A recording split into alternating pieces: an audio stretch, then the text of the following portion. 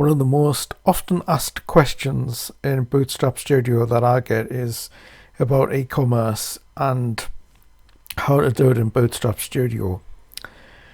And the short answer is you can't. I know people think that miracles can happen, but you can't. Bootstrap Studio is basically a front-end tool. When you use e-commerce, that's a back-end thing, whereas there's choices you have, which I've discussed before, is PayPal for easy e-commerce stuff, which people know and respect and trust.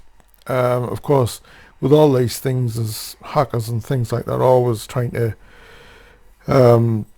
get in and that. And at this time, the climate we live in, certainly in 2020 here, with the world going mad, people are very, very concerned about the money and stuff like that. So what you need to be doing is looking for something that's reputable. You can obviously do something which is learn PHP or something like that to do it, but it's really a chew on.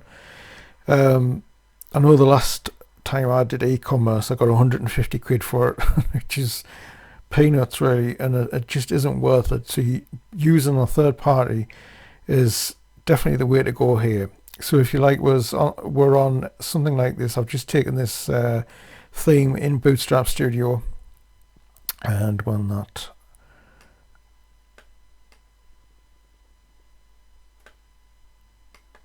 Here. So this is a coffee shop or coffee and cake shop or wherever it is.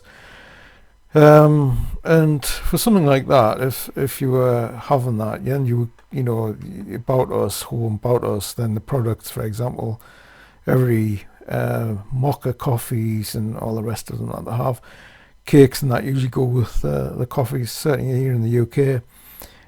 And store, this is where you would put an e-commerce thing.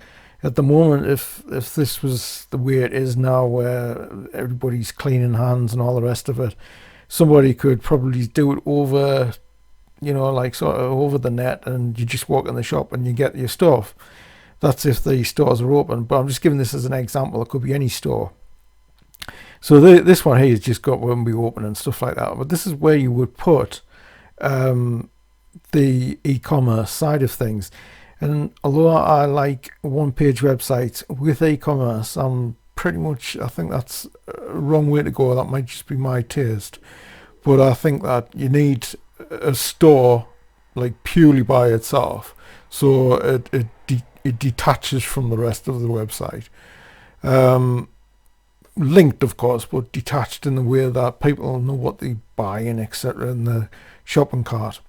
So these things here, which is I'll just put these up. So we've got here Shopify, and this is one of the most probably respected and probably one of the most common ones. And somebody actually suggested Snipcart about Bootstrap Studio. So this one here. So you just could go shopify.co.uk and snipcart.com. But as I say, what I can gather by other people, it's even got like e-commerce for developers there. But what I can gather, it's pretty much quite simple. So what you do is you make your website, you put it online, and there's like HTML codes that you can do. So that's a good way to do it. So you go to this part here with the store, and then you just like put in your code or whatever that you're going to do for the actual e-commerce side of things. And they're like things like Shopify and that, they do this for you. The downside of this thing, and there's no getting away from it, but you're going to have to spend money. If you're a business, I think it starts at 29 UK pounds a month, Shopify, but I could be wrong on that. I'm not sure totally about the price, but I know it used to be around about that. So that's per month. But of course, like this would do, as I say, everything for you. You wouldn't have to hire a back-end developer for something like this. You would just put it onto your website, and pay that. But of course, you've got to like think about as a business person, you got to think about the costs and how like they would marry you up with the shop as well.